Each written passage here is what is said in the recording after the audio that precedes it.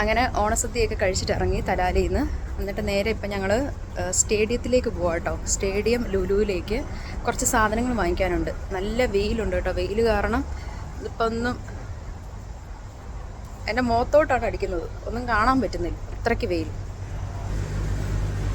ഇതിപ്പോൾ കുറച്ച് തണലത്തോട്ട് കയറിയിട്ടുണ്ട്.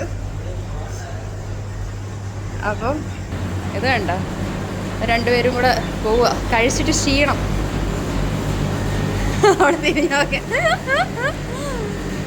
അന്നേരം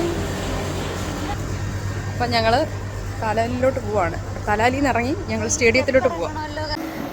ഹലോ ഫ്രണ്ട്സ്, ഇപ്പോൾ ഞങ്ങളുള്ളത് സ്റ്റേഡിയത്തിലുള്ള ലുലു ഹൈപ്പർ മാർക്കറ്റിലാണേ.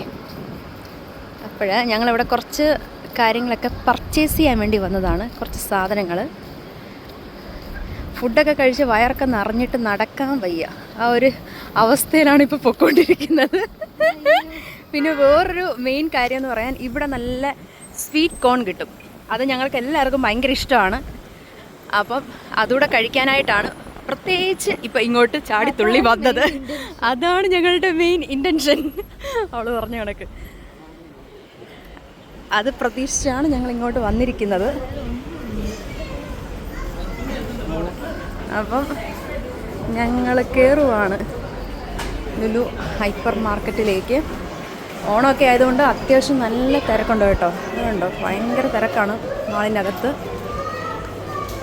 അന്നേരം ഫുള്ള് തിരക്കാണ്. പിന്നെ വേറൊരു കാര്യം എന്ന് പറയാൻ, വേറൊരു സർപ്രൈസും കൂടെ ഉണ്ട്. അതുകൂടെ എടുക്കാനാണ് ഞങ്ങൾ പോകുന്നത്. അത് കുറച്ച് അങ്ങോട്ട് ചെല്ലുമ്പോൾ പറയാം കേട്ടോ.